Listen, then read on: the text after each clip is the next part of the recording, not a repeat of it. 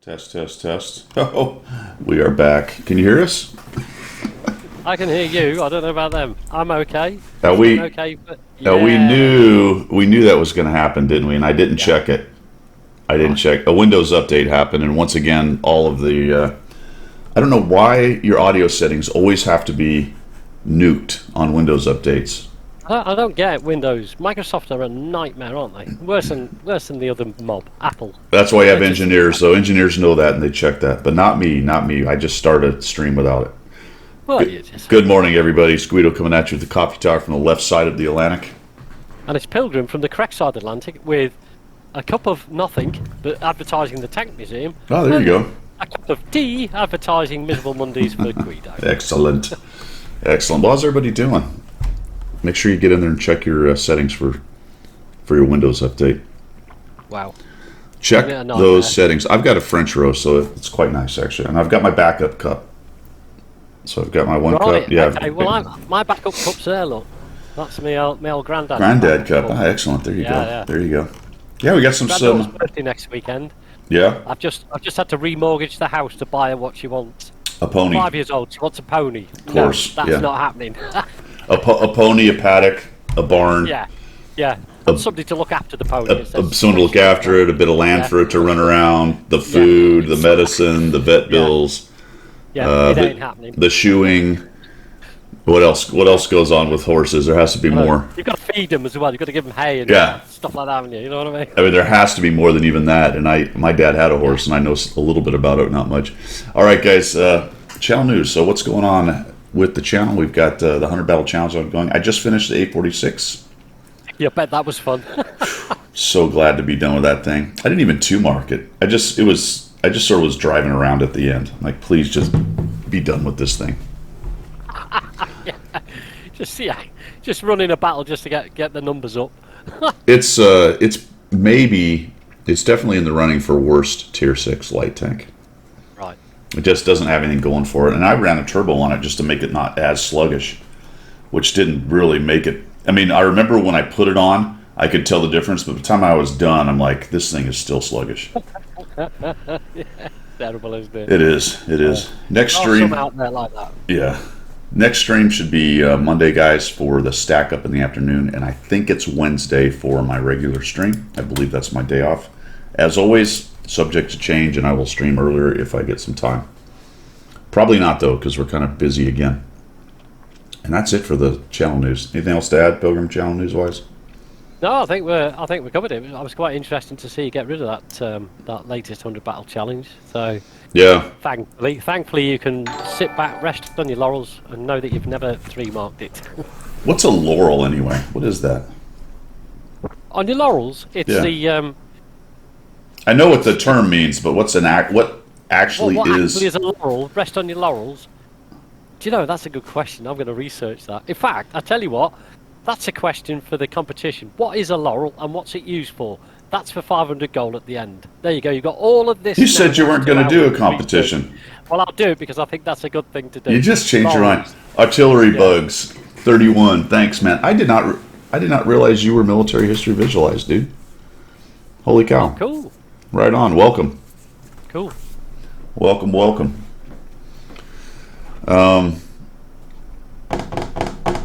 I should do a shout out for him. Oh, yeah. RNG's got a helmet, by the way. Channel news. He does. Yeah. RNG is good for Guido when the visor's down. Yeah. When the visor's up, Guido misses every shot he takes. Okay? I feel like he's kind of specific to me. He is. He's Guido's RNG. There he is. Well, I don't understand why. Why is he? Because he is. Because he's got a pilot helmet on, look.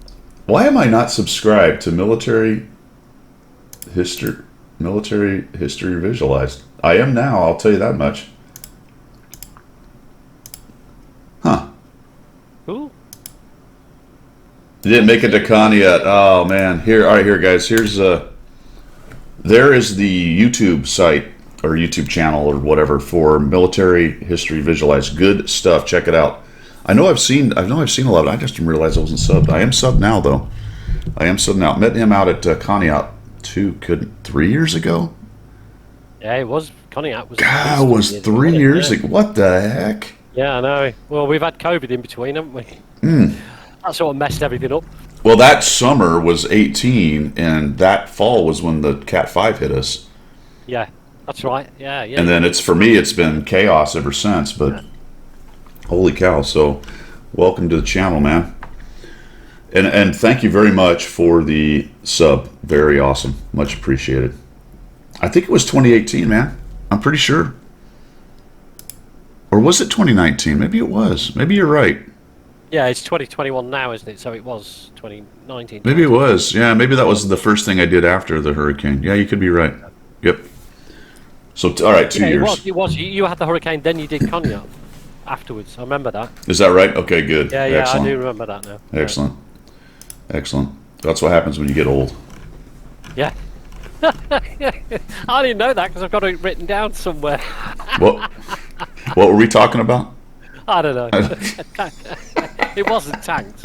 It was RNG. Look, RNG's putting us right. RNG. Just sit there and look pretty, RNG. That's your whole job, man. That's your whole job. Down. Leave the visor down. We're just doing well here. Stream Wednesday is what I'm looking at right there. Coaching available as always, Guido at 1212gaming.com. And keep sending in the content as well, guys. If you got a replay you'd like me to take a look at, or something amazing, funny, good, bad, whatever. And I will use as much of it as I can. I got a couple people sending me a lot of stuff, and I very much appreciate it. I can't get all of it, obviously, doing one video a day. But I will certainly cycle through everybody and get your stuff out there. So there we go. All right. I think it's time. What do you think? There we go. Oh, yours works now. You've had it sorted, haven't you? Yep. There you go. Let's look for the blue light. I think it's getting loose and lubed and ready to roll. Is that what it is?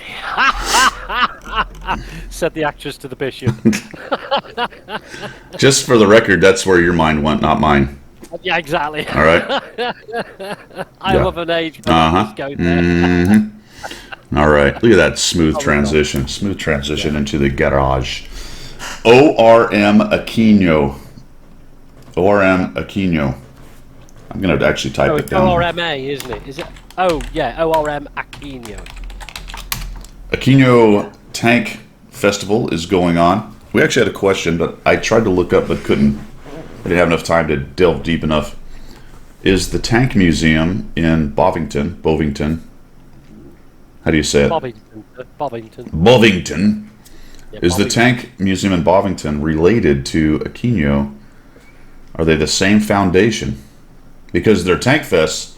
You know what? I think they're actually deconflicted by a lot more. Isn't Aquino usually earlier in the year and COVID pushed it to this part of the year? Well, that's what happened with Bovington Town Fest. Normally it's June, July. Okay. They've had to push it to this week because of COVID. So maybe it was theirs that was pushed, and Aquino is usually in. Yeah. Anyway, Aquino is this weekend. That's where the folks from the NA office are, the community contributor or community folks for Wargaming, World of Tanks NA are in Aquino, and then next weekend you said is Bovington. Yeah. Okay. So if you're in England or in Canada / the Northeast, you can pretty easily get. I don't know what the COVID restrictions are. I know that Sophie was planning on going, but her roommate got COVID, tested positive, I guess, so she was unable to go. But a bunch of the other CCs, at least a dozen or so, I think, went. So you should see a lot of content from those guys and gals coming out. Yeah.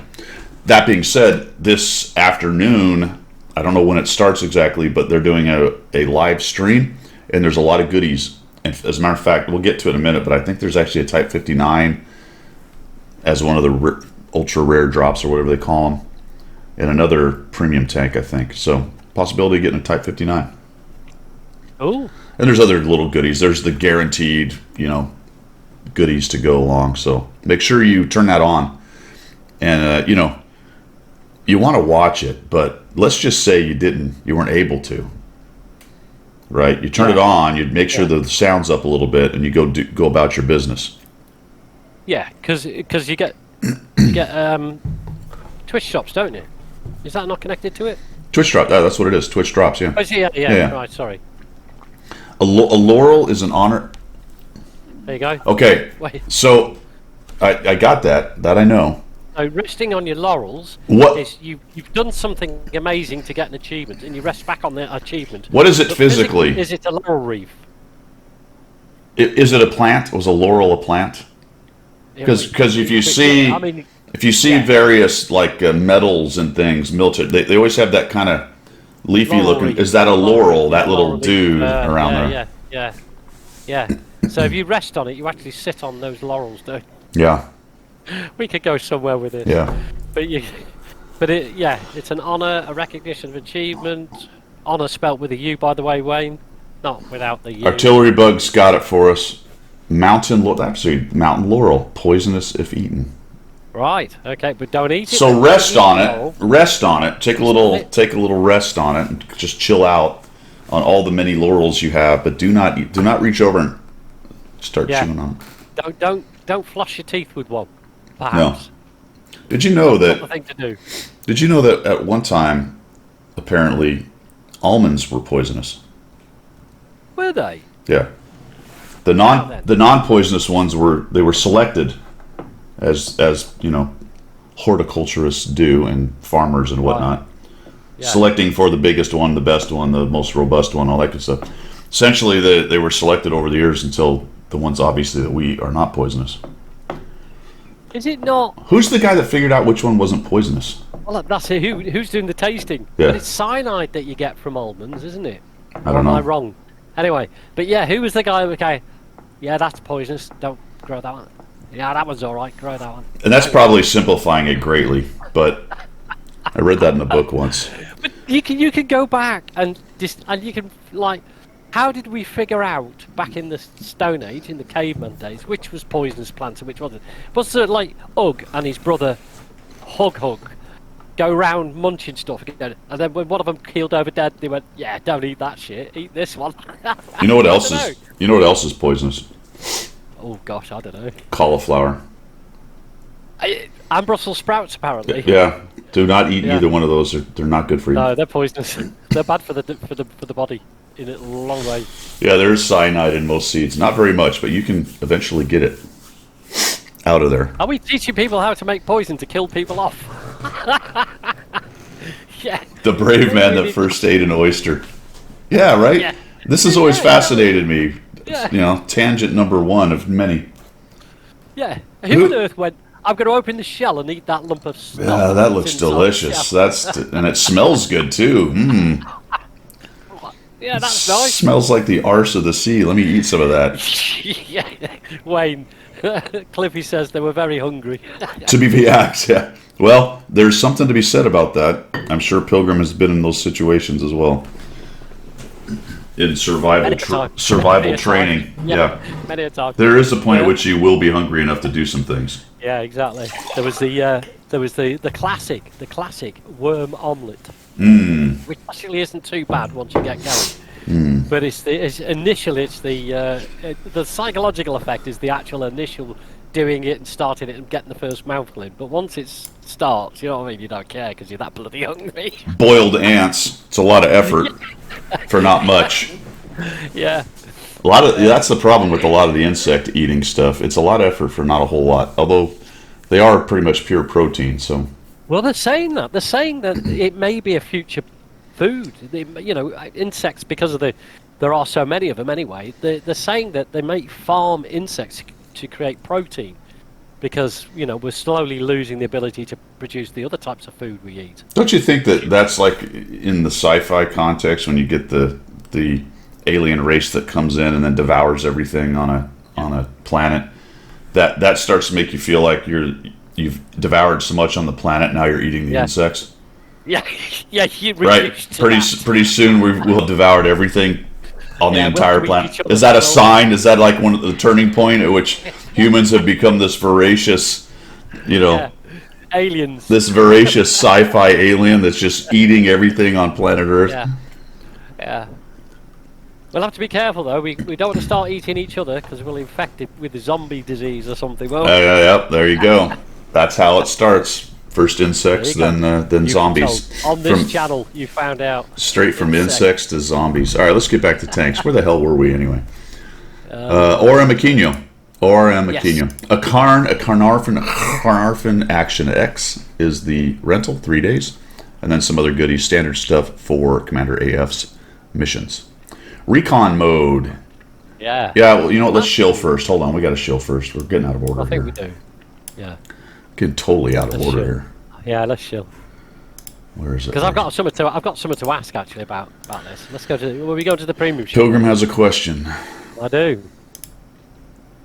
You're like that. Well, You're come like to me. that. You're like that kid in the class that the teacher's, is ignoring the hand up for about 5 minutes, and finally he's like, "Okay, Pilgrim, what's your question? What you want? Do you have the question now, or do you want to wait?" Oh, well, I can do it now if you want. Yeah, sure. Let's go straight to specials. Because Okay. you might not have the same as me. Okay. Specials. All right, here we are. Scroll down, Scroll down.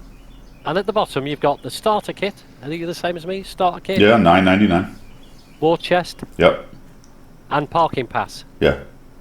The war chest price is exactly the same as the normal price. So what on earth makes that special? Please, Wargaming. Why have you put it under specials when if you go to gold, it's the same price? Why on earth call it special? Because you can't buy 10 million credits. You can in gold. If you go to gold, it's got the package there. Oh, it's the same package. It's the same package, same price. So what makes it special? I don't know. Is it because somebody's special in Wargaming just put it in the special I don't column? know. I don't know. Anyway, that was my question. When's the last time anyone in chat went into the store and bought something? That's a good question. Now, full disclosure, I did it about 4 months ago. I bought some gold because I'd run out of gold. Yeah, I did the same. But other than I that, bought gold. That's it. 2 weeks ago, Christmas, been a while, 6 months. So Moontunes actually bought something. All right, good. 6 months ago, bought the stair. All right, only at Christmas. Last week for gold. I think gold's probably the most common thing. Bonzi, 2 months. I think it is. Well, there you go. That's that's actually good, man. Man, as much as you make fun of it, if they're not bringing money in, then Yeah. it goes away, right? The game goes away. It was a waste. But I mean, you can probably say, well, there you go. Yeah, gold. You can get enough gold at Christmas generally to last you a year. I've done that, and you did that for me, Guido. I remember you gave me them boxes. So, Yeah. but I think the only time I would go in and buy any particular thing other than gold is if there was a particular premium vehicle or a tank that was on sale that I've been after for a long time, and I would probably go and spend my $35, $40, $50, whatever it is, to get that. But as for the other stuff, I mean, I don't know how all the guys and gals on Twitch feel about it, but things like paint jobs and stuff like that, I don't want to spend real money on that stuff. I don't. No, that's given out so much. I think they've kind of. Yeah. I don't think they managed that from a monetization standpoint very well. Right. No. The amount of stuff you can get for free kind of overcomes, Yeah. buying it. Some of the 3D styles are pretty cool. And I know people have spent money on them. I think they're well overpriced. We've talked about that before. So I mean, I don't know what a better answer is for them, but it's been very uneven the way they've monetized their styles and stuff. So I don't know. Yeah. Anyway, yeah, Progetto is good. Someone just said that. This is a really good premium tank. We do have Frontline starting on Monday, so that's kind of one of the reasons. This is one of the more popular Frontline tanks. Lots of firepower, lots of mobility, decent enough accuracy and pen to kind of get the job done. So you can get one of these bad boys for $43 and a coupon to bring it down a little bit. Yeah. Some Chilean independent stuff, speaking of styles and whatnot. So there you go. Commander AF's Carnarvon AX is right there. The Suma is for sale as well, and the Scorpion G is out. Both versions, so you can get the version you can paint or the one that's got the permanent camo. And then we've got the Sturv 81 is still on sale here. And we get them down to the basic other kind of standard tanks. Nothing in the gold or premium account really on vehicles. I don't think there's anything new here. No, I don't. I've had a look vehicles wise. It's the standard. They're still pushing this the ultimate starter packs, aren't they? Which I guess for a new player it might be. I can't see that sort of money And there's not a. Is this the one? Is this the one that doesn't have a tier 8 in it? I'm pretty sure this does not have one tier 8 in it, so it's just not. I can't recommend spending $300 and not getting a tier 8. No. That just makes no sense to me at all. I didn't realise that, you know. I remember you saying it now, and I'm looking at the list, and I'm thinking, 2/3 of that list I wouldn't pay real money for. I mean, I love your wargaming, but you put a package together that's $300, and there's not a single tier 8 premium. Come on, crazy. Like, what's this starter pack having? Is this the same thing? Yeah, smaller one. Yeah. Smaller one and no tier 8s. That's yeah. Then we got this got the quick starter kit and the starter kit. Yeah. These are not bad deals. If I would actually recommend this one over the more expensive one with a little more gold. Only because that gives you 3 days of premium. Quick plug, you know, if you're new to the game or you got somebody that you want to introduce to the game, why not? I still think it's a fun game, great game. Get them this. Yeah. Have them create an account, get them this for $5. They get a weekend or a long weekend of premium, and then they're hooked. Yeah. And then they're spending money with wargaming. And then tell them that the next best thing to get is this $300 46 tank starter kit. Because you get all the premium tanks from tier 7 below. Yeah. Yeah, absolutely. You can pay for Battle Pass in Mid-Autumn Festival. Mid-Autumn Festival. I said Midtown because that's a big festival up in Atlanta this weekend. All right, cool. Right. That's it, man. Mooncakes, yeah. Yeah, mooncakes. Oh my gosh. Whatever that means. Well, that's the Mid-Autumn Festival thing going on. Isn't it? Tokens, right? Okay, so you can buy tokens. We might as well talk about that now. Let's roll into the festival. So it is right. Did it fall off the main page already? I guess it did. Wow. No. It's Was it there? Well, it's the 8th screen along. So from the top left, 1, 2, 3, 4, 5, 6, 7, 8, left to right. It's the 9th for me because the Innovative Italian showed up. If you refresh your page. Anyway, there you go. Okay. There you go.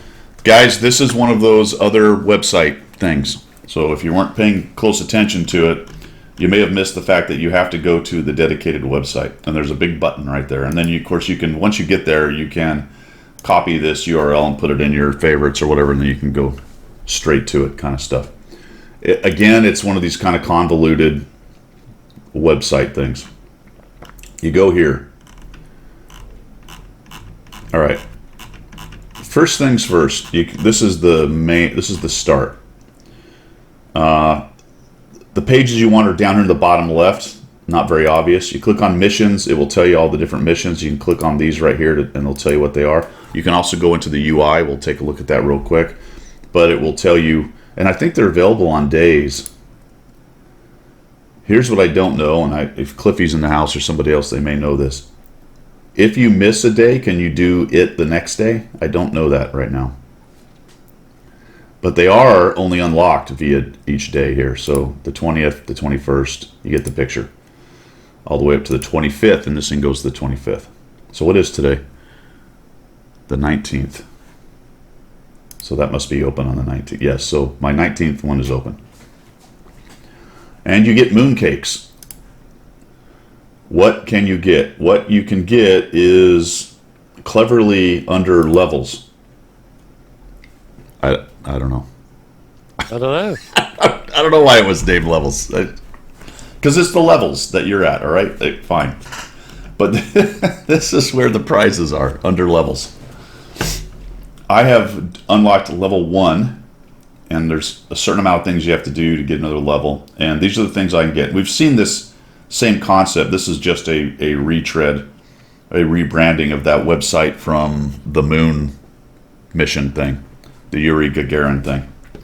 Right. So you've got, it tells you how many are available of the thing and how many moon cakes it takes. So, for example, this one's only 16 moon cakes. I have to have moon level 1 unlocked, which I do. That's why I can now get it. I have to click get, and I'll get a day of premium and a garage slot.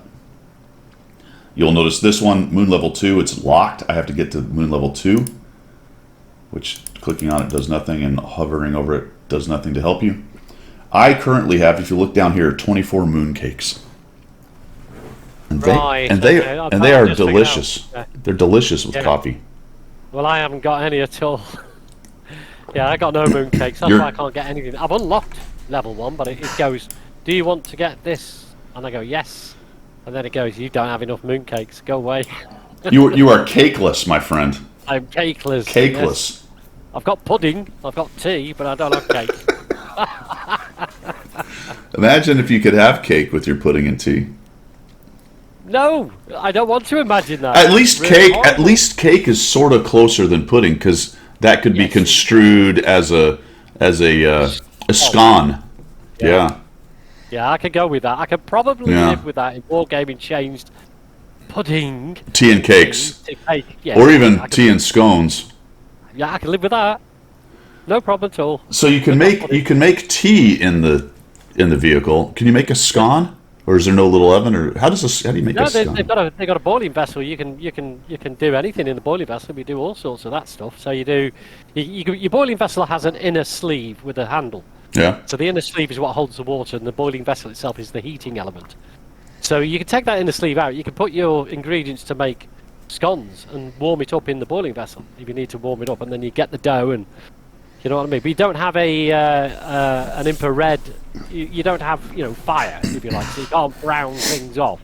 So everything's boiled. Everything's boiled. You know what I mean? So you're spotted dick. Is it just using exhaust heat to do it? Or is it it's an electrical element? Yeah, it uses electric. So okay. And you've got a separate power pack. Because it's important in a British tank. You've got a separate power pack that powers the boiling vessel, so if the engine goes down or anything, you can still make a cup of tea. You might not be able to move your tank, but you can sit and have a cup of tea. So the tea has a fail-safe, but nothing else does. Absolutely. Yeah, no, absolutely. No, that makes total sense. That makes total sense. All right. So anyway, back to the moon levels. That's more or less how it works. Now this is funny because I also found out something very strange about Again? No. So see how I'm zooming, guys. See how I'm zooming. All right. In order to zoom in this way, you have to roll the scroll wheel backwards. In order to zoom out, you have to go forwards on the scroll wheel. Yes. What I found out is Pilgrim actually has his tanks set up that way. His zoom in is scrolling backwards, and his zoom in is scrolling backwards, and his zoom out is scrolling forwards. How many other people are that weird? Come on, admit it. Somebody tell me in chat. Is there anyone else who does it that way? Do you know what? I'm quite proud of the fact that I managed to get that techie to delve into the code and to change my mouse scroll wheel. It took a little bit, I must admit. I did have to do some Googling with the Google finger. But I'm quite proud for a dinosaur like me that still uses pen and paper to go in and recode my mouse. I was like, yes, I am awesome at this. You didn't recode it. You clicked a button that some guy coded. Well, you know. So I'm trying to figure out where you would get that. Oh, like what? Was there another game that you played maybe that had a similar situation? No, I've always set my mouse that way. For some reason, I couldn't. It never, because of the way my brain is wired. It didn't feel logical to scroll the page going down. You know, when you scroll your pages going down, it felt wrong doing it that way to go down. It felt better to do it the other way. I don't know why. I'm a British wired brain. We drive on the left, so obviously, you know, things are different for me than all you colonials. Somebody in Britain help me out, please.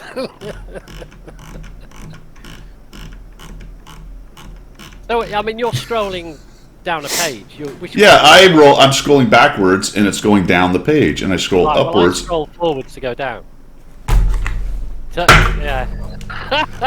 By the way, this is military history visualized right here. Lots of awesome awesome videos on this. All right, I had to bring that up because it's very strange. Well, I don't know. Is it? Is it? Is it strange, or is it? I don't. Everybody else has said it's weird. Well, that's the North American continent for you, isn't it? You always do things incorrectly. You always have. You threw tea in the harbour, and you have a war of independence. For crying out loud, if you just paid us enough taxes, you could have had all the independence you wanted. Anyway, but, that's a different matter. But All right. So anyway, I thought that was bizarre. See, Nothing Special uses the cursor. He uses the cursor arrows. He doesn't use WASD. Who uses WASD this time? Wasa. Yeah. Well, Cliff, it's not the EU card, is it? It's the British card, because the EU drive on the same side of the road as you lot do. It's only us and the Australians and one or two other countries that drive on the correct side of the road. Man, they just really they took a lot of time to build this, and it's just anyway. Yeah. Anyway, where were we? I don't know. Story. I don't know. That's it for what is this called? Mooncake event? Yeah. Mid-Autumn Festival. That's Mid-Autumn Festival. Recon mode goes to 14 September, my friends. Nice. And we were talking about that. Those seem to be pretty good maps. Yeah, I think I like them all, actually. We Yeah. click over here to boom. There's obviously a few things that they need to tweak with all of the maps, but these particular iteration, the three, what was the one called? There's the little island one, and then there's the Canyon, Oyster Bay, and Avalanche. To be fair, I've only played them 5. I got a lot of. If I'm going to take the survey, I've got a lot of games to go through, and I don't know if I'll actually get to it. But I liked all 3 of these. They were all fine. There was nothing terrible about either one, I thought. No. So that'll be good. We were discussing that about how maybe they should do that. Yeah. I'd like to see them put all these maps in, even the ones I didn't particularly care for, just to get more maps out there. Well, you were saying, wouldn't it be great if they threw all 9 in a one-er?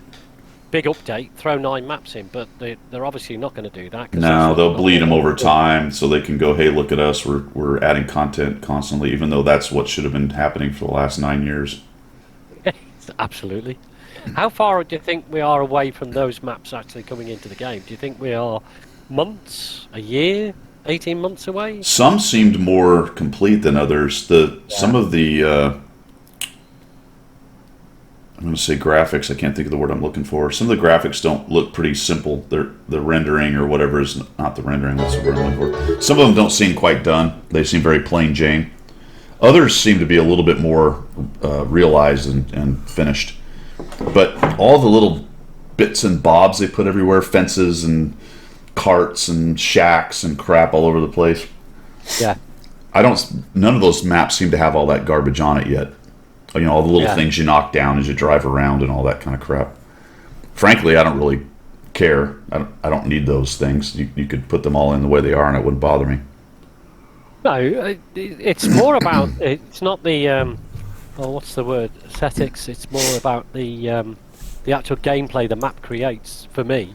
I'm not bothered what it looks like, to be honest. The odd bush here or the overhanging cliff there, very nice, but if it creates really crap gameplay and channelized maps or canalized maps, I'm not interested in it. We can do that all day long. Well, they're all channelized to some extent. I didn't see any of them that were like Proc or even Malinovka. Hey, thanks for the follow, Iron Eagle. Much appreciated. Welcome to the show. This is a coffee talk where we just talk about tanks, man. Stuff upcoming, things that have happened, all that good stuff. But I think most of them have some crossfire opportunities. None of them look to be like, say, what's the one with the ice road that's just literally three channelized canyons. Himmel's something door. Himmel's Canyon Ice Road. Canyon door, ice road door. So that's good. Yeah. That's good. I think I wouldn't have any problem with that. All 9 of them right now going in. No, that'd be cool. I think, like Banzai said, the Canyon map has, in some form or iteration, has been around. Remember I told you I've seen this one before, or a version of this one before, the Canyon map. So I think that's probably been worked on quite extensively. Randall, just to go back a bit, Randall, when you pull on the yoke, does a plane go down?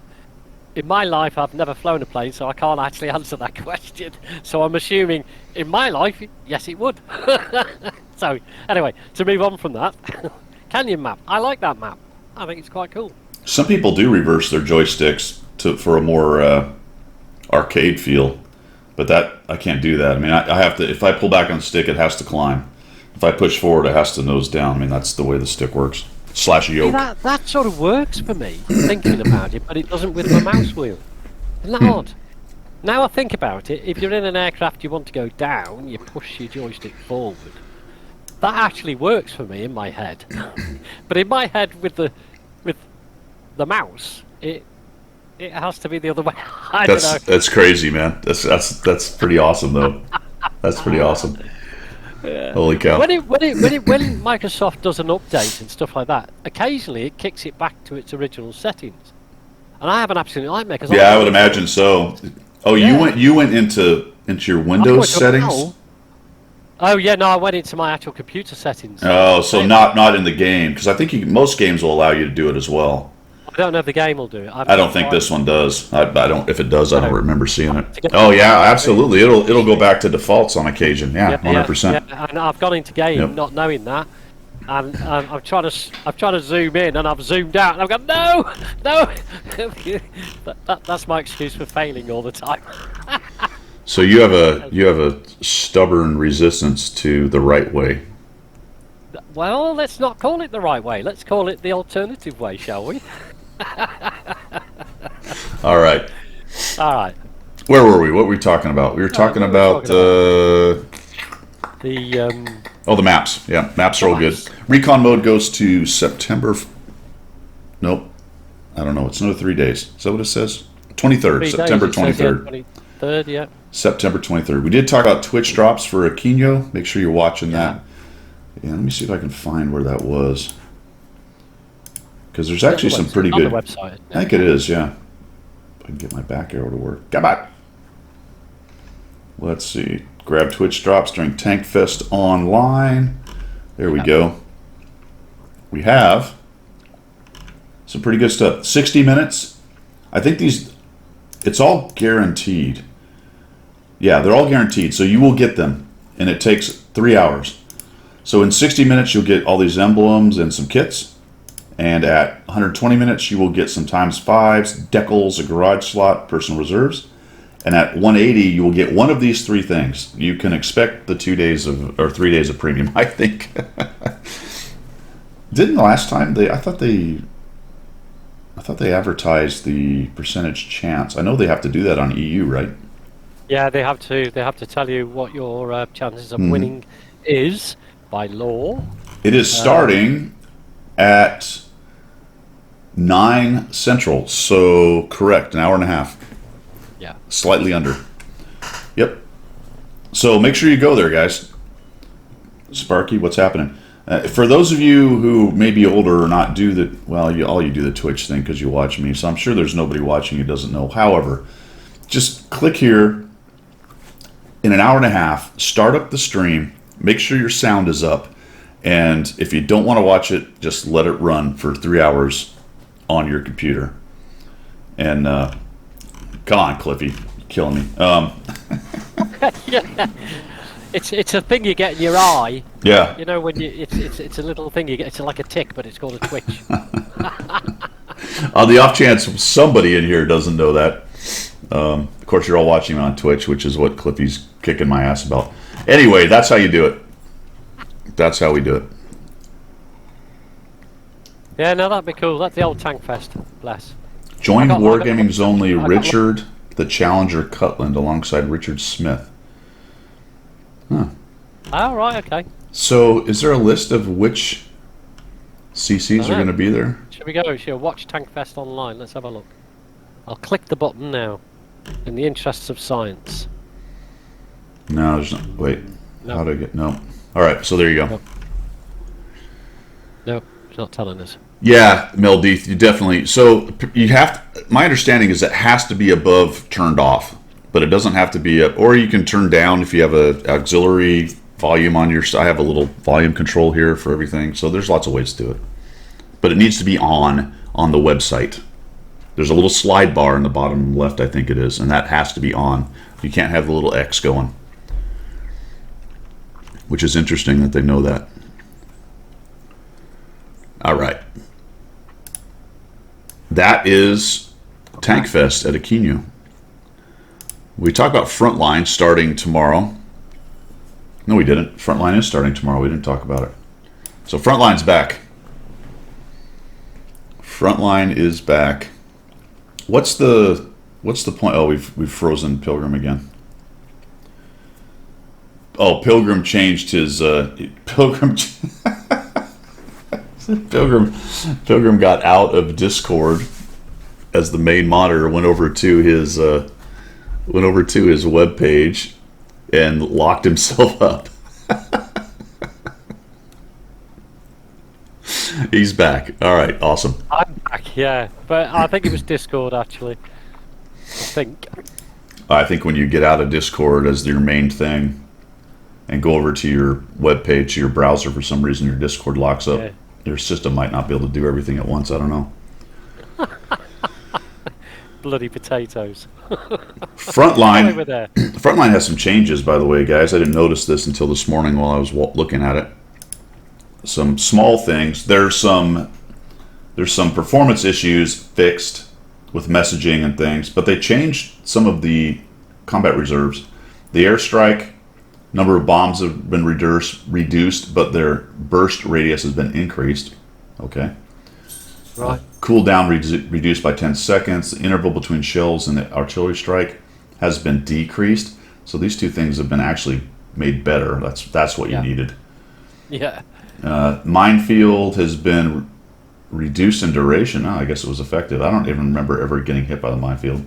No, I can't remember. I don't even remember deploying one, to be honest. I don't think I bothered with it. Smoke screen, stealth. The gun turrets have had their durability reduced by 400 hit points, and the thickness on the side from 210 to 200. So there you go. Ew. Some minor changes, which is kind of good news. It means they're taking a look at it and actually trying to be a little more proactive and fixing things along the way. I wonder how big a.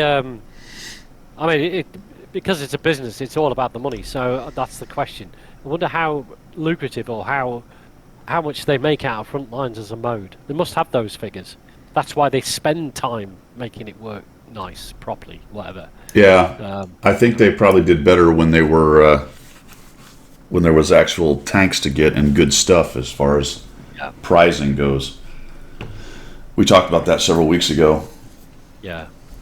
I mean, I don't know. Again, it's another one of those things I'm not really sure what the answer is, because they combined it with Battle Pass. So in theory, you're playing it to get Battle Pass points, and that's where you get goodies from. But there's no tank really involved with any of that. So, don't know. Oh, well, there's Battle Pass tanks, I guess, right? Well, yeah, there is that, yeah. Yeah. That's a long way down the line, though, isn't it? It's a lot. Yep.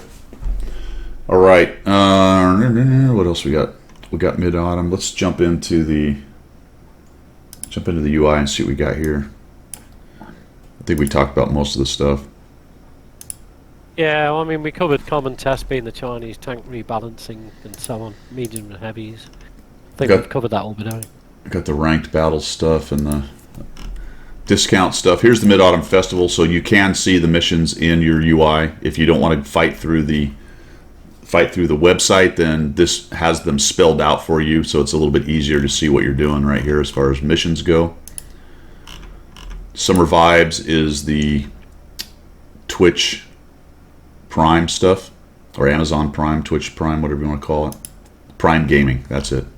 That's it. This is the weekend special stuff right here. There are some camos, kits, personal reserves to be got. Watt Salute, Summertime. Commander AF's mission gets you the aforementioned tea and pudding. Yeah, the only thing, and I love the fact that you can get rentals off Commander AF. The only problem is if you've got the tank, you end up getting another crew, which is a waste of time because you don't get the tank because you've already got it. So you get a crew, which then takes up garage slots. So you got to get rid of that. And do you still get all the goodies? if you've already got the tank and not renting it? I don't know. Do you still get all the goodies? What do you mean? I would hope you do. For her Well, mission? if there's- Yeah, you still get all that, don't you? If Yeah. That particular tank. You're right. Okay. All right. No, that's fine. Yeah, if you have the Well, tank, you don't get it. Obviously, I mean, you don't need don't it get because it, you no, don't that's get right, you don't need the rental, and there's no compensation because it's just a rental. Yeah. But you get all the other little stuff. I put that code in every time. I have all this, most of those tanks she puts up there, so it's not a problem. Somebody said, I think Cliffy just answered the question. Autumn missions are sequential. You can't stack them up if you skip days. There you go. That's kind of a bummer. So you have to play enough each day to finish the missions if you want to get all of the moon cakes. All of the moon cakes. Mouse on track starts tomorrow. Very nice, Mel D. Thank you. Nice. Good to know. That's actually a good line. It is. Yeah, I like that. I finally got the mouse. Yet to be effective in it, I think is the word. Let's take a look at that real quick. I have a question about that. Where's the mouse? Okay.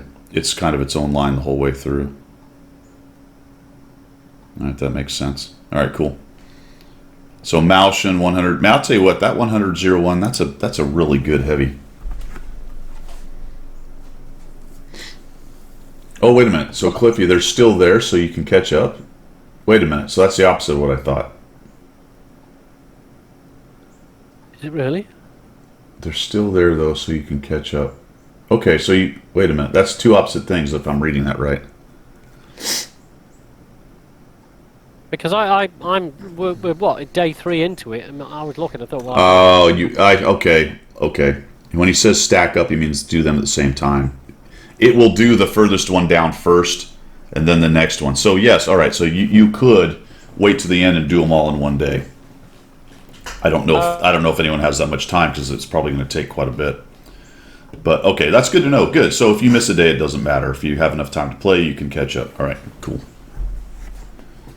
Perfect. All right, and let's see. Yo Tank, should we talk about that? Let's talk about 1.14 first. Pilgrim just went to his page again. That's awesome. done it again. Done it They again. did it again. All right. I need a new computer. We're going to talk about 1.141. We've got a small patch coming. And Common Test 1 is out. I don't suspect it's going to take a whole lot to get through this. So in a couple of weeks, maybe a month, I don't know, something like that. It really only has a couple things. It's got the Chinese tanks are being rebalanced. I think again in some cases here. Weren't some of these just buffed? I thought they were. I thought, well, certainly the premiums were worked on, weren't they? I don't know about the tech trees. I could have swore the WZ and the 120. I thought some of these got a buff a while back. A slight one. It does ring a bell, actually. It does ring a bell, I'm trying to think. So the Type 59 is going to get... Yeah, the 34.3 was... Oh, was the 34.3? That's not on this list. Type 59 or 59G is going to get some dispersion help. That's not bad. That's actually quite a bit. Yeah, that's good. Yeah. That's a fairly large buff, actually, from 0.39 to 0.35. That's fairly significant. Reload time, half a second. That's significant. It's going to crank its DPM up by 113, which is okay. And it's faster. Look at that. That's pretty amazing, actually. That's top end, so there doesn't seem to be any horsepower addition, so its top end has increased a bit. For the 121, going backwards from tier 10, kind of a small buff. At 2.5 second aiming time, down by 0.2. Dispersion during turret traverse by 0.1. That's just not that much. Aiming time's nice. That'll help it out a little bit. Yeah. The WZ has a lot of changes, but there's 2 different guns involved, so it's a little less than you might think. Also, it's things like dispersion during turret traverse and movement and hull traverse and all these other kind of soft stat things. This one is just a straight up buff to the aiming time by 0.7, which that's fairly significant. You get to half a second change in aiming time. That's fairly significant based on the amount of time that aiming time usually takes. So that's not bad for the WZ. So gun handling buffs. And it's always been kind of a derpy gun. Yeah. The 110 is getting some soft stat help, which it's okay. It's 0.5, you know, that's not bad. And it's for 2 different guns. Or actually, it's for the soft stats on the hole in the turret. Hole? Nope, all hole. Oh, gun dispersion for the stock system. Oh my gosh, I didn't notice that. How many stock suspension? I didn't notice that. Oh my god, okay, they're buffing the stock suspension. Okay. Okay. What's that going to do? Not sure. Do we really care? Not really. I love that. I love that. We just buffed it. We just buffed the stock suspension. Yeah, it bounces less. It's a bit. I can't even wrap my mind around that. I mean, okay, you're helping Iceberg's like, finally! I always use stock suspension. Yeah, the player base are like that. Woohoo! Writing lots of lovely stuff on the forums about how wonderful wargaming are. Woo! Think about how much money I've saved by never putting the upgraded suspension on any of my tanks. Yeah. All right, stock suspension. I can't even get over that. Penetration is going up for the 34-2 to 212. That'll be nice. Penetration of the heat shell is bumping up 30. Well, 250 on a heat shell is terrible, so that's actually making it useful. Dispersion is coming down by 0.01, from 0.44 to 0.43. Sniper, baby. Yeah, it's gonna make all the difference. All the difference. In fact, it made me want to load HE now. 56 kilometers an hour, though, is now fairly zippy. Yeah. Oh, if that transpires that there's also a horsepower buff, then that's interesting. Notice that this is a buff on the 122 gun, which I don't think that tank had for a while. It got added in, or if it did, it was so terrible. Maybe it was so terrible it was I think it was like even worse than the T-34-3 in stats or something. But this is for the big 122 on it, which kind of really changes that tank into a weird little hard-hitting T-34-3-esque thing. Yeah. So that'll be interesting there. 34-1 is getting movement, again for the stock suspension. I suppose they figured since they were going to do it for the research suspension, they had to also do it for the stock. Maybe that's part of the... Yeah, because the difference between the two probably was too great for the sake of balance, so I don't know. But the aiming times come down, so that's always useful. Yep. Type 58, I've always quite liked the Type 58 and the Type T-34. The Type 58 at Tier 6 hits really hard for a Tier 6 medium. It just has terrible gun depression, and its gun handling was awful. So it's getting an aim time buff, it's getting some dispersion help, and the gun reload time is coming down a little bit, which is bumping up its DPM to 2,000. Very respectable for a Tier 6 medium tank. Yeah. Which is fair enough. Yeah. Wayne's just mentioned the fact that your gold tank now gets a free oil change. Oh, wow. Beautiful. Yeah.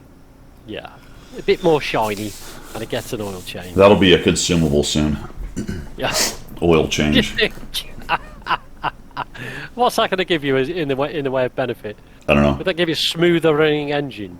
Would it make the tracks a little bit more tracky? It keeps the warranty intact. Yeah. As long as you got regular oil changes. And the Type T-34 is getting a buff. Field mods are being adjusted, and I think this is going to be a little bit helpful. You'll be able to switch off the selection of alternate configuration appearing before the battle starts. That's a good move. I like that. And you can do it separately for the essentials, consumables, and shells. So if you have no intention of using it, you can turn it off, and that way you don't have to set them all up. Because you get that it hasn't got enough ammunition to load into the game thing, don't you? Yeah. You know, if you don't set up your ammunition in the alternative setup, for want of a better word. Well, I mean, twice in my last stream, I managed to get into a battle with just ammo and no consumables. Yeah. Yeah, because I didn't. It's far too complicated. Because I was too lazy to set it up. Changing ammo type on the battle loading screen will become possible as requested. Changing the ammo type. Hey, right on. Thank you. Thanks for the follow, Bootman66. Welcome to the show. So I don't know what that means. As in, I can change the amounts? What, in-game? I guess. Changing the ammo type on the battle loading screen will become possible. I don't understand that, actually. Wasn't that already a feature? No. Don't know, man. No, you can't. That's what I'm saying. Does that mean you can change, hey, I want 20 APCR this time? And now, that's a useful addition, because when you look at the tank makeup of the enemy team, immediately you might wish, oh, hang on a minute, because you don't know which, if you're in a 3-tier battle, you never know you're going to get into that until you're in it. Yeah. So you might want to load more gold. Well, that's kind of, I think, what people use it for, but you've only got the two choices. You go lots of gold and not much gold, I suppose. Yeah, yeah. But if you you're can... a tier 6 and you're looking at tier 8, yeah, you might want to do that. Or, you know what I mean? Yeah. If you're bottom tier in a 3-tier battle, yeah, absolutely. It's actually kind of genius, really, because... say you're in your garage, you're like, all right, I'm going to have two setups. One's going to be bottom tier and one's going to be top tier.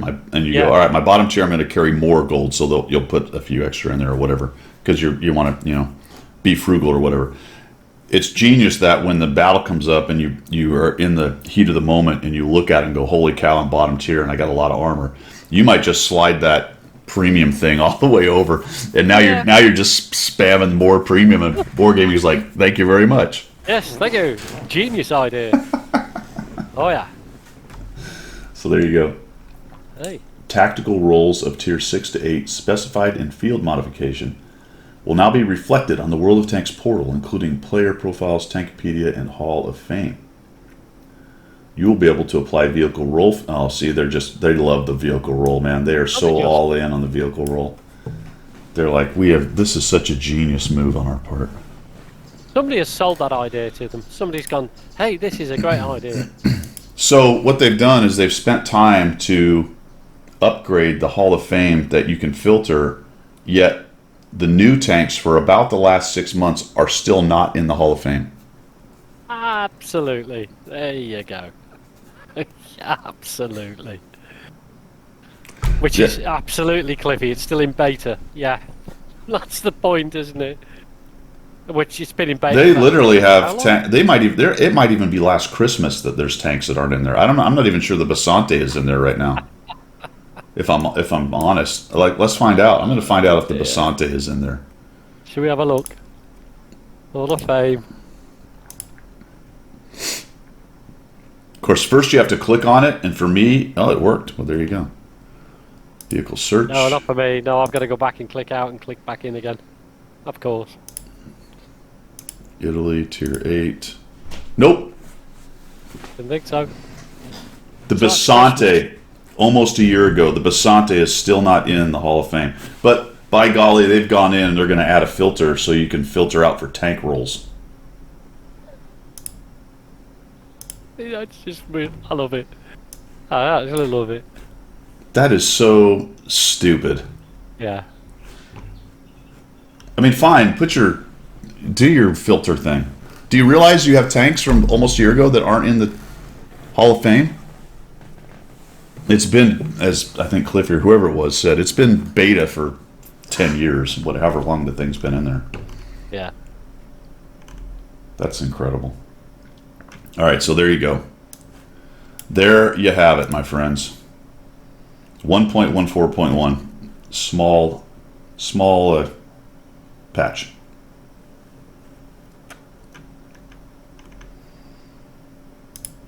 I'm still angry about the Hall of Fame. It feels, I mean, I'm totally wrong in this, but it does feel like there is a lack of direction within Wargaming. It doesn't. They seem to float around and throw stuff in from off field. They don't. Where's the central vision? I don't get it. Where, there doesn't seem to be any focus. It just seems, let's do this, let's do that, let's do this, let's bung in that. Player base wants new maps. No, let's not bother with that. Player base wants balanced demo. No, let's not bother with that. Let's bring a moon pie in. Just as somebody just said, bring a moon pie. Want balance? Oh, have a moon pie. This will placate the masses. Give them moon. Let them eat moon pies. Yeah, no, absolutely banzai. Yeah, no, you know what I mean. Yeah, we'll get to yo tanks in a minute, Ozzy. I think it was mentioned earlier by Stickler as well. We'll get. Yeah, we're doing yo tanks. Let's do Yeah. yo. All right, let me get rid of that. Yo. Guido tanks. Yeah, this is a partnership with me. Apparently so. Yeah, I mean you're getting a percentage of every. The yo tanks. Wayne's called already named them the Yo Bing tanks. The Jar Jar Bing tanks. Yeah. Yeah. Brilliant. Jar Jar Binks. Yeah, that's because the tier 10 sort of looks that way. It does, doesn't it? Yeah. I was trying to figure out what it looked like. Well done, thank you. Yeah. So I have the A Phase 1 here for that very reason. This was a tank that had a special feature of 2 separate tracks, but there was no mechanic ever involved with it. There were rumors that there would be, but it was never fleshed out. So we have the A Phase 1 with the theory of this tank is that if you lose the track on one of the tracks on that side, it can still move because the other tracks are still operational. But that's not the mechanic this has. Whether or not that gets added to this, I don't know. But the yo tanks, we'll go ahead and find them. Well, you know what? I would say no, it won't, because it has a dual track system. Doesn't have an additional track behind the main tracks. It has a dual track system, slightly different. So why add a mechanic? Well, the concept's the same. You could do the exact same thing. I mean, if they detrack one side, the other one keeps going. I mean, I don't. Okay, well, it doesn't seem that hard. No. That's pure speculation. I have no idea if that's going to happen. Yeah. The yo tanks, however, that's the plan with those is to have a track inside a track. The idea being that if the main track gets detracked, it can still move, albeit slower. So we have another mechanic of, much like wheeled tanks, you get what would otherwise be a pinned down tank continues to move, which with all the subsequent benefits that gives to gameplay for the person who's not getting tracked. Well, there is right. I mean, I'm gonna now play devil's advocate because I quite like that innovative feature. It's still a track tank. It's not a wheeled tank. It will have an ability reduced by 30%, I believe, ability to keep on moving. Is that going to save the tank in the extreme? Yes, it may. In the main, if you're out and you get tracked, I think you'll still take significant damage. And I don't think, I mean, time will tell, we'll get it in, but I don't think it's going to be such a game changer as the wheeled tanks. I think it'll be quite a smart thing in that sense. But that's just me, But I don't see it being. You're saying, oh well, there we go. It keeps moving. Yeah, it does. But if they knock 30% off the speed, and if you get the other track done, that's another 30%. So now you're down to a 40% move. But you're still moving. Mobility. You're still moving. You're still moving. Yeah, but tracking for assist and the way this game is played is so central to the game mechanics of this game at this point that messing with it, you do at your own peril from a balance standpoint. Right. Okay. And the wheel tanks are proof of that idea. Yeah. The wheel tanks are problematic. Do you not think the wheel tanks then were the extreme? I don't think adding an additional track is going to be as extreme as wheeled tanks, because they had more than one benefit to that. They had speed, mobility, the ability to pull 9G turns, etc., etc., etc. Well, yeah, they're not a direct analog. I'm just talking the idea of the mechanic of hitting something. Right. Every other tank gets tracked. Now we have 2 different kinds of tanks that don't necessarily stop moving. They're able to continue to move. So somebody mentioned it, pulling back into cover. Just the idea of pinning things down, the ability to get from position to position, peeking out, shooting, and coming back without getting tracked, or much more difficult to do it. As the video here says, you can hit the right spot and get both tracks, but of course now you've got all the penetration mechanics, the module hit point, mechanics, all the things it takes to do that. I don't know what the numbers look like there. I assume it's obviously harder than just detracking one track to get both of them taken off. So if you know which one it is that has a double track, and it seems to be the forward part. The rear sprocket. What they're saying, if you can penetrate the rear sprocket. The rear or the front?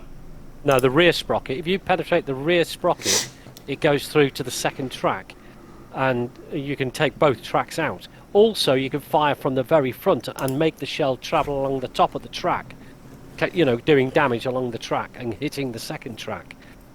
Well, let's take a look at this, because I thought it was the front, but the tier. So it starts at the T1, which is a tier 5. So for all of you getting ready, hey, thanks a lot. I missed a couple follows, guys. Thank you very much. Welcome to the show. In there, Pilgrim, do you have the list of them? Because I can't see it. Yeah, I've got it. You've got. Sorry.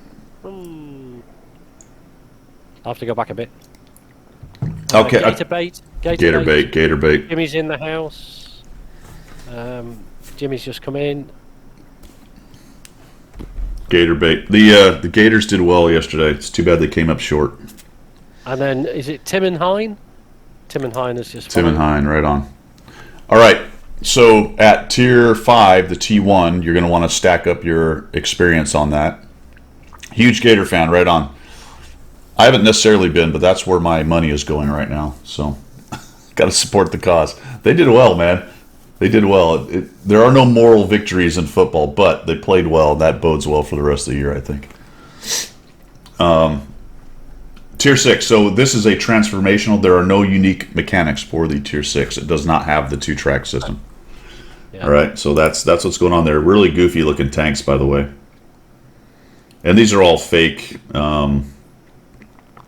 I don't know, not fake, but development tanks and whatnot. A 90 millimeter gun at tier 6. Yeah, that's a hard hit. But that's a lot of gun at tier 6. Do we have anything with that big of a gun? There are some tier 6s with 88s, I guess. Yeah, I mean, you got the VK with the 88, haven't you? So at tier 6, what's the the M6 have on it? Let's see, go 6, 7, 8, 9, 10. So where's that little guy? The M6, it is a 90 on the M6, isn't it? I think it is. Yeah, I think also you're right, and the Hellcat has, isn't it? Why can't I see what it is? It is a 90. Oh, there you go. There you go. I stand correct. So, not that unusual, actually. All right, so we've got good elevation and depression with the tier 6. The MIIY awaits us at tier 7. The M2Y. They call it the M2Y, don't yep. they? M2, M3, M6. So here comes this thing. Looks a little more traditional. It's actually got kind of an M103 looking Patton-esque kind of turret. You know, the glacis plate and everything else, it looks like an M103, doesn't it? So this is the tier 7. You can see that the model is even close to finished on that one. Quite interesting, actually. Big tumor on top, so that's going to be a weak spot more than likely. Yeah, they say that's a weak spot. When we get to the tier 10, there's an interesting thing about all that. Now there's the tier 8. Yeah. Now that's the tech tree tier 8. Yeah, that is a premium. Because there's a premium involved here somewhere. Here the experimental engineering is even more obvious. Okay, so does that mean the tier 7 does not have the double tracks? Yeah, that's the mechanic is introduced at tier 7. Oh, they didn't talk about it. Tier 6 doesn't get it. No, 6 does not get it. All right, so standard hold down American good turret kind of thing. Yeah. And narrow, quite a narrow frontage to it. Now it starts to get the goofy, the really small turret thing going on. This one has a little bit of it. The tier 10 is even more pronounced, but it's got the oscillating turret. The turret's quite large though as compared, or maybe just the hole is bigger on the tier 10. It seems more pronounced on the tier 10. It's got big hatches though, it looks like, to take every hit point away from it. Yeah. With the tier 10 you've got a number of things which are quite unusual. because you've got the oscillating turret, when you elevate the gun, it allows a big gap underneath with Yeah. a weak spot. So here's the. So Go ahead. go on, sorry, and also if you depress the gun, the back of the turret, the weak armor from the back of the turret comes up out of the shield. Right. Right. So you've got a rear weak point there, and the tumor is completely a big weak point. It's all green on the video. Yeah, so here's the tier 10. You can see that there's the premium right there. That's the tier 8 premium. So you can see that the turret's even thinner on the tier 10. It's just very bizarre looking space age kind of tank.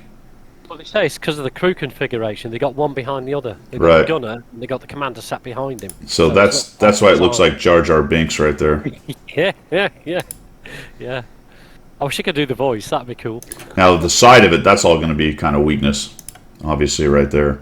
But it doesn't seem to have as pronounced a hatch. Although, like you said, when the turret pivots on that pivot point, it raises the probably weaker armor of the top of the turret and the hatch up into where it can be shot, where it can be shotted. Shotted it. So it's going to have a lot of depression and a really small turret. I think they actually show it. This is the thing that is kind of brutal. You know, it's just, that's not a lot to shoot at right there. And because of the crazy angling, it looks like it does have a fairly pronounced hatch though. So that's the weak point right there. And I think that will get worked on. I mean, this is purely yet to get into common test, so it's still on super test. Yeah, that's what everyone's saying there. Moon Tunes looks like Jar Jar. In fact, with the little eyes on the side, really actually kind of. Or it actually. I think it's Sid the Sloth. Oh, gee, yes. Sid the Sloth. That one, yeah. Yeah. Well, it'll find its own name within the game. Won't it, eventually. So that is cool. That is definite. Now he's kind of looked down. You're lower than him, so that's still a good armor profile. But if you're on the same level as he is and he's looking down, then you've got that. Yeah. Then you've got that. So kind of a goofy looking thing. So the tier 8 premium tank. That's what it looks like. But more rounded, that isn't it? It's right. More of a, yeah. What's interesting about that is in the past few releases of lines, the premium tank has seemed like, at least in terms of looking like other tanks, it looked like it fit in the line, and the tier 8 tech tree always looked weird. Yeah.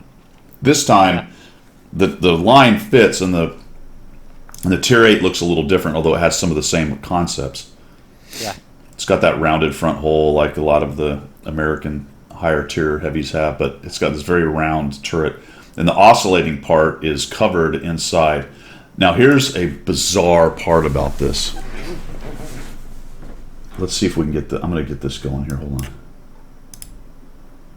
That of the T-110E5 with good armor and a distinctive skirt, but the turret is something else. First, it's cylindrical, which is not uncharacteristic of American vehicles. Because of that, the turret is protected equally in the frontal projection, even if you rotate it a little to the side. Second, it's framed by a rather thick shield, and despite what you may think, it's not a screen. There you go. It has no impact on any penetration whatsoever. The screen. You'll still damage the turret if you can penetrate the screen.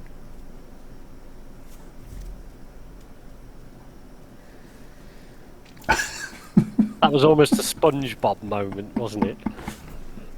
Yeah. Wargaming state reason. Yeah. Why? Why design it? State reason. Well, how is that not a screen compared to the way your game works?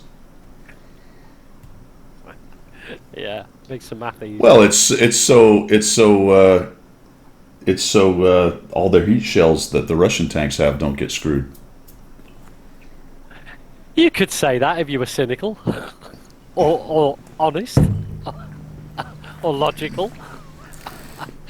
Yeah, it's all the premium heat rounds that people are going to be buying that can penetrate. Absolutely. So, I mean, what's the armor thickness? Is it what two? The turret thickness, is it 230 or is it more, or is it less? Don't know. We don't know. We ain't got stats. I don't know what the actual thickness of the inner portion is, but I assume there was some thickness to this. It may not be much, because this may have been intended to be the armor. And then that would save them weight, but it would have to be significant enough and thick enough to hold the gun and the mantlet and, you know, the rest. Yeah. So, you know, it's probably not super thick, but it's going to have some thickness other than... If you penetrate this, you're not just going to go into stuff. There's still some metal between. But for simplicity, I guess, for mechanics, they have not done that. Because the other thing that would have to be taken into account, if they were purely doing the correct thing with their mechanics, is the particular angle of that armor in there as well, based on where it was. Yeah. And somebody said for ease of mathematical calculation. So that's probably why, but it's pretty funny. Yeah. Actually, it is pretty funny. Sorry, that's not a screen. Every other tank out there has screens of various kinds that are basically like that, but not this one. No. So there you go. Interesting, isn't it? Yeah, Wayne, it does look a little bit, you know, the German KPZ? It looks a little bit like that, the turret, doesn't it? It's got that rounded... Yeah, but the KPZ, it's much thinner looking on the KPZ, I think. Let me take a look at that. I thought the same thing as well. Yeah, the KPZ does a very similar thing, but the... Yeah. Is the KPZ a screen? Oh, I don't know. I don't think it is. It's just a similar shaped turret, isn't it? It's that pudding bowl round type shape. So here's the KPZ, and there's definitely that, you know, shield around, because it moves within that. You can see the turret moving around inside there. So I don't know. It's a good question, and I don't know if this does the shield thing or not. No idea. Yeah, but does it show on Tanks GG? It might. Yeah, probably will, actually. We can go take a look at it real quick. I don't know if the Yo tanks are in there. But anyway, so there you go. That's not. So let's get on to the track thing.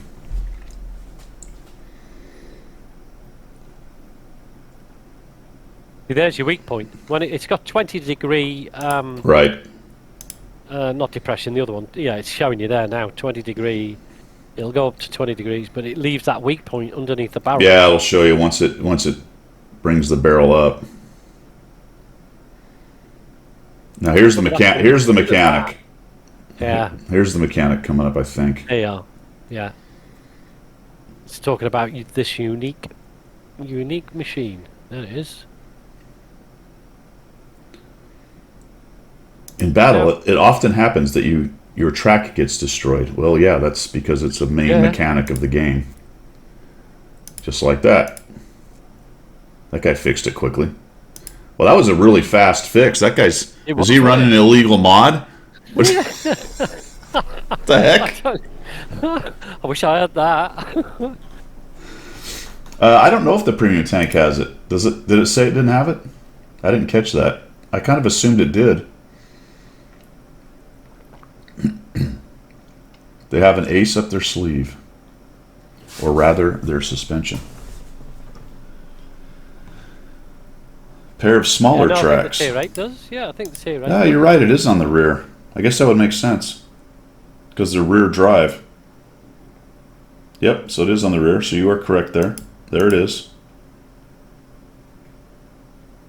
The vehicle doesn't... Alright, so there you go. You lose a track, but you keep trucking. Because you have that little dude on the inside. Well, they're talking about a 30% reduction in speed. Right, you're slower. Absolutely. But you're still moving. Yeah, I know. I understand that. What happens, so if you fix this on the run, does your crew run back and grab it and run back to the tank? Well, it says there, and returns to its place when repaired. Yeah. How long does the track lay there on the ground? I don't know. They're bloody heavy tracks, you know. Yeah, it's not like you just send one guy back there. You're like, yeah, that's a serious crane lift, that is. Good grief. War Gans. Welcome to the show, man. Alright, so there you go. Just like the ability to instantly repair a track on other vehicles. So there you go. But you can use, how it works is you can use a kit to repair all the tracks. You can allow the repair crew to repair it, but what they're trying to determine is which track gets repaired first, and the length of time it takes to repair Yeah. each type of track. Every time you lose a track, it takes longer and longer. But actually, so you can actually lose both main tracks and still be driving around. Yes, but 60% slower. Yep, but you're still moving. And that may be enough to get to We cover. can't get away from that. I mean, I have to agree with you on that point that yes, it would still be moving, but I don't think it's going to be as big a game changer, shall we put it that way, as the EBR's Magic Super Wheeled Go-Karts. I don't think it'll be as big an impact. I think there will be an impact, absolutely, I get that.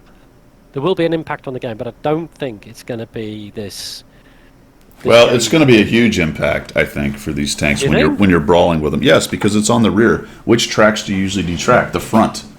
It's usually Yes, the front you front detract. is So they're going to always- poke out. Yeah. They'll Yeah. poke out. You'll shoot it. You'll try to track them, and you won't track them. They'll be able to get back out. You will not be able to pin these down in the frontal peek and pokes. It's just not going to happen. So they're going to poke. Even if you say they poke out and you hit the track, and even say they burn their kit. I don't know why they would, but say they did, just so they had faster movement. Like, ooh, I burned a kit. And the next time they poke out, you do it again, and they just drive backwards again. Albeit slower, but you're going to lose. You don't have that option anymore. That tactical option of D-track, which is so important. The question becomes, how good is the rest of the tank? Can it really brawl? Is it that stuff? But still, that's a huge advantage. Yeah. I mean, it's massive. It's gigantic. Well, now put it into context. You're not going to get 15 of those in a team. Do you know what I mean? You're going to get one of the heavies, or maybe two of the heavies. When it first comes out, you're going to get Yeah. 3 or 4. I get that, but eventually it'll balance out. You're only going to get 1 or 2 of those tanks in a battle. So, how much impact it's going to have on the brawl area? Well, it'll have some. I don't think it'll be significant that it'll be a game changer. Personal opinion, obviously, but until it comes out and we see how it's balanced with its armor profiles and its, its reload timing and everything else that goes with it to make that tank what it is. Once it comes out and we can see, is having the double track system going to be that big an advantage? It will build. Yeah, absolutely, 100% agree. It'll be an advantage. How big an advantage is yet to be determined, I think. I think, in my opinion anyway, with stuff like that, doesn't matter how big an advantage it is. It's an advantage that doesn't Right. fit the game. I don't know. Right. It's just Yeah, no, it's I mean, that whole tracking thing is so integral to the way the game is played. It's just going to be a massive advantage for that tank. Right. Yeah, But- I can agree on that point. There will be an advantage. How big it is, I mean, it'll have to come out. It'll come out in the wash. Yeah, Yes, Redcoat makes a good point. The back sprocket, and people do go for that when you're side scraping. That's actually interesting because it makes coming out forward a little more important for that tank as opposed to side scraping backwards. We'll have to look at the armor profile. I mean, when you come out forward, you're giving all kinds of. You can still hit into the side of the front sprocket and get the weak armor under there. So that's still a thing. We'll see. I don't know. There's just so many situations where you can win a brawl or a position or a fight by pinning a guy down. Yes, if no, I they get come that, I out get and that. they're out of I kits get and that. they can't get it repaired, that is so important to winning brawls. Yeah. And this thing changes the calculus on a lot of those kind of corner fights like that. You really you'd have to pay real good attention to what's going on. Right. Just the ability to be able to shift a little bit. When you get into those kind of, say you do a push into somebody and they're trying to keep their front armor and keep you from getting a side shot and all those things. Just the fact that you can't pin that sucker down, it's gonna, even though it's moving slowly, it's still gonna be trying. You Right. can pin it down. Okay. You have to break both tracks. Blah blah blah. Okay. Do you know how Wargaming are counteracting that argument?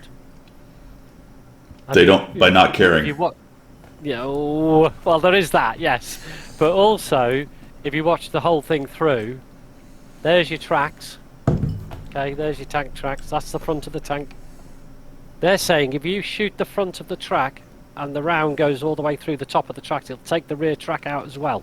I know that So that was one of the more there's that was one of the more asinine things that was included in that. This is the thing. point. You've got to be very accurate, have RNG on your side, and have no gun dispersion for that round to run along the top of the tracks, destroying both sets of tracks. That's just somebody looking. He has no idea how the game's played, looking at it and going, if they shoot straight through, they can. Okay, you can do that with any. You can do that with any tank, for God's sake. Yeah, that's what they're saying in the video. That is such a specific angle that it's almost completely and wholly useless in the game. Yeah, I would like to see somebody stream that and see it happen for real. Yeah, Cliffy's got it. That's exactly what I'm thinking. You have to be half the height, or you have to be hold down enough and aim on a flat thing that when your gun comes up and over, you shoot at that level. It's just yeah, exactly. Yeah, it's just an asinine statement. It is. V2 has that kind of accuracy. Not my KV2. I'll give you an example of that game yesterday. Fully aimed in on an M6. What a battle to get in on the KV2. All the same tier virtually. There was a couple of tier 8s or something up top. And I was an M6, and I can't remember the map, but I was actually poking over the ridge, and I was fully aimed in, and I was aimed in for almost half a second. This guy didn't even see me. I fired at him in his M6. He was sitting there waiting for this to hit him, and it went over the top like that. And I went, that is not right or fair or in any way. I hate you. RNG said no. Yeah, the visor went up and stayed up for me. That's right. Actually, I think the visor needs to be down when he says no, because it's kind of that meme when the sunglasses go on. Okay, so when he says yes, it's going to be like that, isn't it? Yeah, there you go. When he says no, he just slaps down the visor, gives you the finger. Yeah. I never believed that VZ55 claim 6-pack. I mean, I was willing to see if it happened, but I don't think that's as good as people say it is. I don't know. Maybe in pubs it's a good pub stomper, but maybe some of the guys who do competitive, is the VZ really going to be there? I don't think it has enough other advantages to be a competitive meta tank. Ranked, maybe. I think the same thing applies. It's just not as accurate a gun as you might want. Well, I wouldn't put his armor up there with. I certainly wouldn't put his armor up there with the S-Conk or the Kran hull down. Yeah. I think it's got substantial armor. I think it will bounce a lot, but I don't think it's. Yeah. I don't think it's in the same league. Yeah, Wargans, I don't know. Maybe it will be relevant. It's nice to see another line for the U.S. So I think there's a lot of work to be done on it. Now, here's the question: is it going to be ready for Christmas? Is that premium going to be the Christmas premium? Is it ready enough? I don't know. Do you think it's going to be in the loot boxes? Don't know. I mean, they've made a big deal of it. They did a whole video. Yeah. On the mechanics of it and the line and everything. So it's been a while since they've. I'm trying to think if this is true. Has it been a while since they put a premium out and the line didn't follow for a long time? I think it's been a while since that's happened. I'm trying to think when that was. It must have been some time back, because I can't remember. Yeah, I'm trying to think of the tank that it was. There was one that was out for a long time before the line even showed up. I don't remember which one it was. But we shall see. So anyway, yeah, the Yo tanks are on the way. Yo. Maybe the Pudel. Yeah, maybe it was the Pudel. The 703 came out before the doubles. Yeah, didn't it? Yeah, that's true, Mother. The double barrel came out way before the line came out, didn't it? So it may be another case of the timing on that will be. We'll get the premium at Christmas, and then we'll get the line sometime early in the next year or something like that. We'll see. We will see. Yo tanks on the way. We talked about 1.141. Talked about Yo tanks. That's pretty much it, man. You guys got any questions? Anybody want anything else anyone needs talked about? Battle Pass runs till December 7th. No, Stickler. It's usually mid-month, around the 15th. That always gets everybody up in arms, because Christmas starts for everybody in December, really, in the U.S. and everyone starts freaking out. Are we going to have them? Is it going to where's the Christmas event? It's not happening. They're going to screw us. We're not getting anything. All this stuff. But yeah, it's usually the mid-month, 14th, 15th, something like that. I don't know, Jimmy K. I mean, this was obviously an actual development that the U.S. was looking at, for the very fact of detracked tanks are problematic; they can't move. So I think Iron Eagle's asking a question about crew skills for the standard set of skills to follow each class of tanks. So, is there going to be a different set of crew skills? to follow this class of tank? I don't know. I wouldn't have thought so. I think he's asking currently, what's the best skills. You'll get some different answers, but there are certainly skills that are better than others, and for different tanks, they do kind of follow a standard, a relatively standard setup with some variation. Let me try to find something that has like 4 crew just for giggles here. Well, you can sort of generalize. You can say, well, you like tank scout crews. You want good vision, good camouflage, good spotting, and all that sort of stuff. So you would effectively put your crew skills into that. It's definitely a case of there are some skills that are pretty useless and you don't want to use. Yeah. I'm trying to find, where's my U.S. tanks? Have you ever put intuition on your loaders? Ever? Now I do all the time. Do you? Because it's automatic. It works every time. That was a change. Did you know that? No, I didn't. So I need to look at that again. Oh yeah, intuition is the bomb right now, especially for autoloaders. For autoloaders. I'm not having it. Oh yeah, man. I don't believe a word you're saying. No, watch. No. Twitch, tell me. No, I'm being completely honest. I have. Oh yeah. So for the commanders, 6 cents, 100%. Recon and situational awareness. If your commander is a radio operator, this is incorrect. You would want to take situational awareness before recon because it's better. Right. Okay. Call for vengeance, signal boosting, relaying are useless. Call for vengeance is more useful than these two. These do not ever take these two. Call for vengeance is okay, but you'd have to, in the case of this commander, I would probably have to have every other skill before I took it. Sound detection is the new skill. Some people like it. I don't particularly feel like it helps me at all. It lets you know you're about to get hit by artillery, and if you're fast enough, you can kind of get out of the way, but sometimes I find myself driving into the shot. So since RNG has such a vote, I find this to be almost, I wouldn't say useless, but not as useful as these other skills that I have right here. Repairs is hugely important for heavies. You'll notice I don't have it yet. And firefighting is important if you are going to not run fire extinguishers. Fire extinguishers, yeah. Concealment is something you would want to not worry too much about on heavies, but would certainly prioritize on light tanks much sooner than you would on a heavy tank right there. Mentor is okay. That's the long game. That's going to help you get your skills up faster, but over time. Jack of all trades is okay. It helps you if you lose guys, but because med kits regenerate, I find it to be much less useful these days than it used to be. Right. Eagle Eye, I don't have the bandwidth to pay attention to what's broken on the other tank and process how that's going to help me tactically. I bet there are people who can, but I kind of prioritize that as a fairly low priority skill. Right there. I do take tuition over safe storage as well. So let's go on. We'll talk about that one. I mean, I stand corrected, sir, because I basically never bothered with it. Why would I want to switch the shells over so quickly? I'm not really.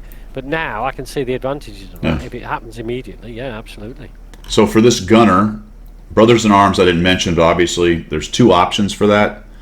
Start everybody on Brothers in Arms. You have no intention of spending gold to change your skills around, so just start with Brothers in Arms, and then you're going to take a while before you get 6 cents. Or start with regular skills and take Brothers in Arms second, and it's just going to take you a long time to get Brothers in Arms. Or start with, if you're going to spend gold, start with skills that do something.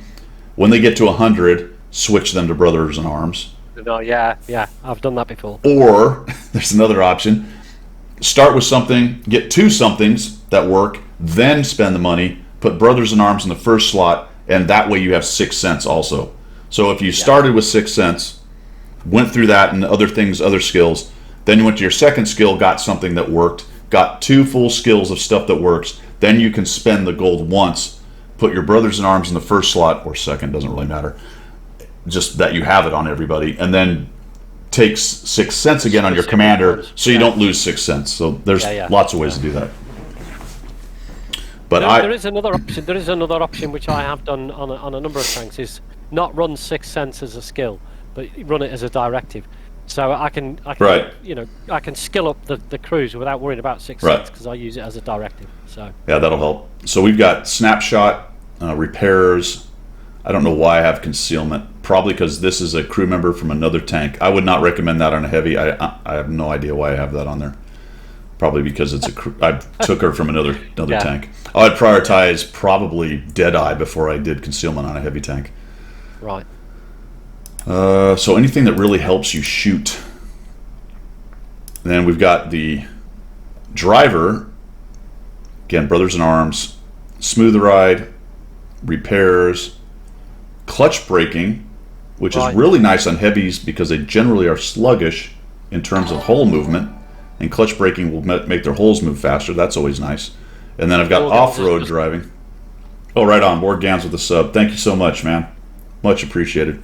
Off-road driving for the same kind of reasons as I would clutch braking for a heavy tank. It helps you in the muddy and whatever terrain. Help out. Controlled impact is one to think about in a heavy because it helps you ram. Very nice.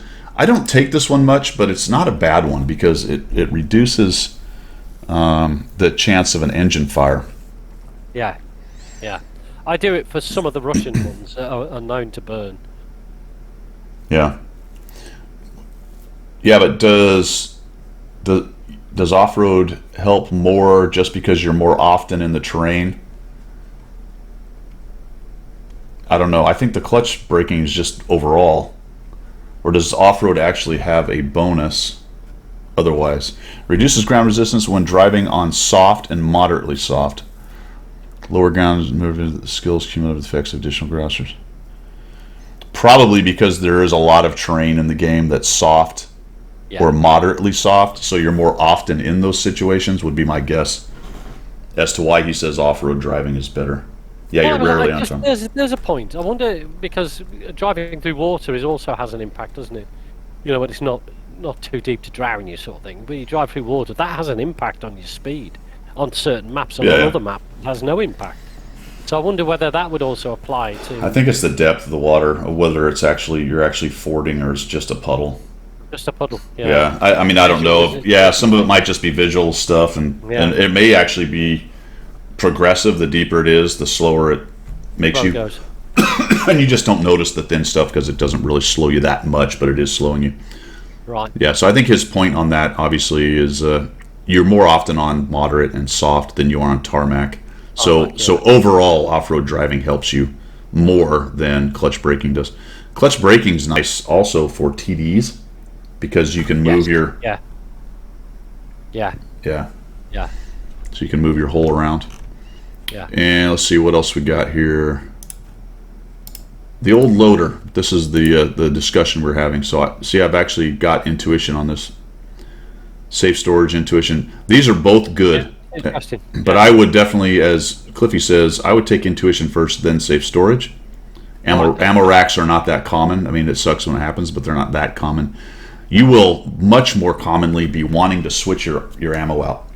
And it's amazing because instead of going, oh crap, I need an HE round, and hitting the reload for the HE and getting 8 seconds or 9 or 10 or whatever it is your shell is, it's a fraction of that, which is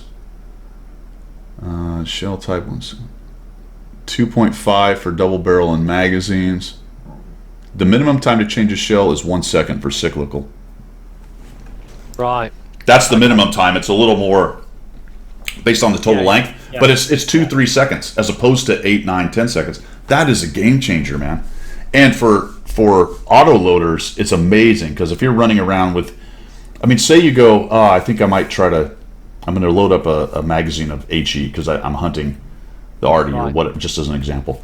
And one of the other tanks that is still alive shows up, or you know it's on its way or something, and you're like, crap, I wish I didn't have this whole magazine of HE, and you reload your APCR AP or whatever regular shell, and instead of 20 seconds or 30, it's 5 or 6.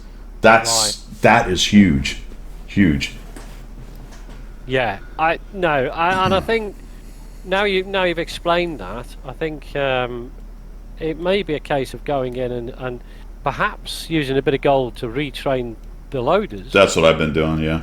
To get the intuition in there, Yeah. keeping brother in arms and maybe one or two, or maybe the repairs, because I've certainly got TDs at the higher levels with 5 or 6 skills, so it might be worth doing that just for that added bonus, as you say. Howie, I do not know the answer to that question. Good question. I would assume not.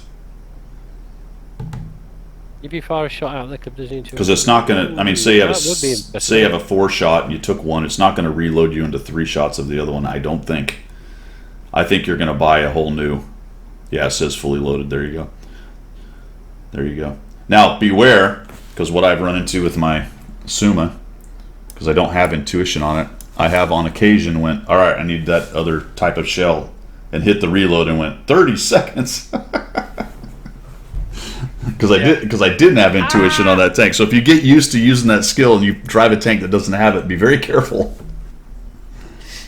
Be very careful. All right, cool.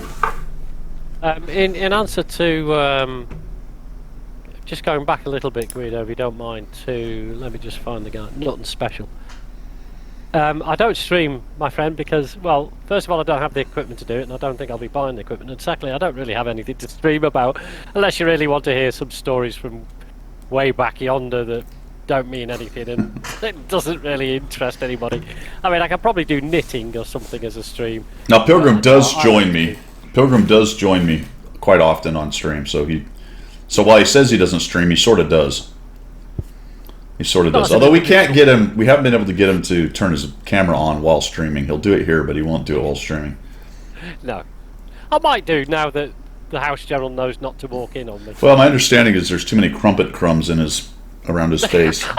I'm like that, trying to get the pudding off my shirt. His gob is full of pudding at all times. Yeah. Spraying it out as I'm talking. Iron Eagle, you're welcome, man. We sort of trailed off, but for heavy tanks, repairs is a really good thing to have, because getting pinned down in a heavy tank is pretty brutal, so you want to get that repair cycle up. Anything that's going to help your gun, anything that's going to help your driving, 6th Sense, Brothers in Arms, the intuition skill we talked about, I think those are probably all the ones to really... And anything with vision. I forgot. Anything with vision, which is your recon and situational awareness, I believe. So those are all the ones to prioritize. Absolutely. All right, cool. Pilgrim is a refreshing sight on the Twitch network. Excellent. Excellent. Thank you very much for Nothing Special. You're very kind. I actually needed that. I needed an ego boost today. Thank you. We are multinational, baby. Yeah, absolutely. Multinational. All right. Well, hey, we got several people join us here that we haven't seen. We got some subs. So let me go through here. We got Wargans with the sub and a follow. Timinhane, right on with the follow. We missed you. Sorry about that. Gatorbait, we saw you. Fantastic. Bootman66. Iron Eagle, very nice. We were just talking to him. Military History Visualized came by. Make sure you check out his YouTube site. That's pretty awesome, actually. Bonzi Duck, that was a couple days ago. So cool. Bunch of new follows.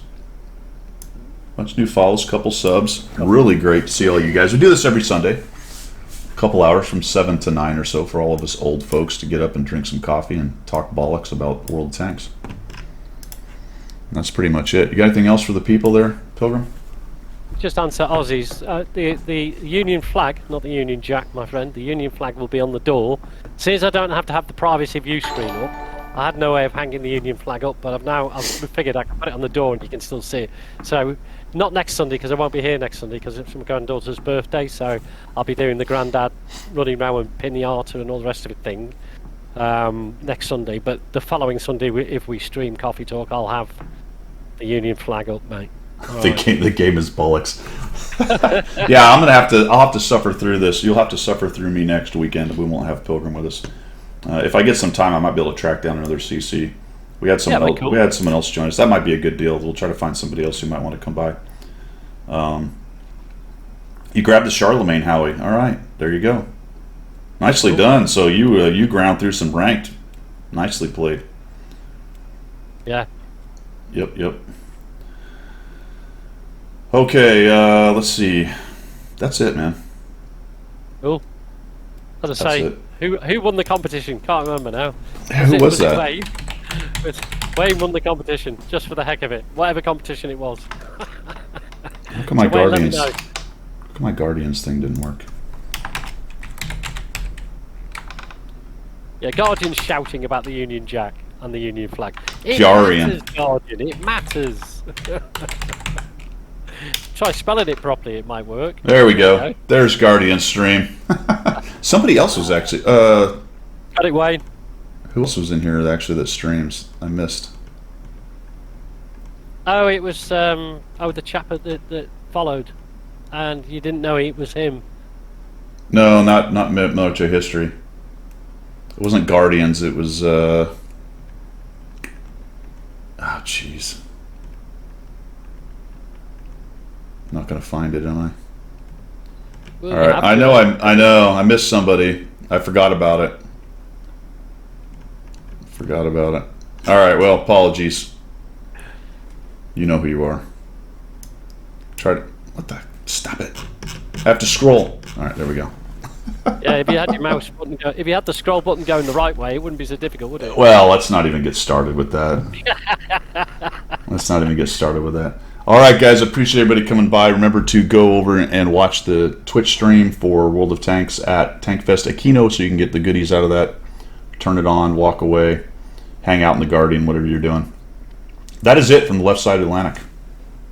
And that's it from the correct side of the Atlantic. Later, guys.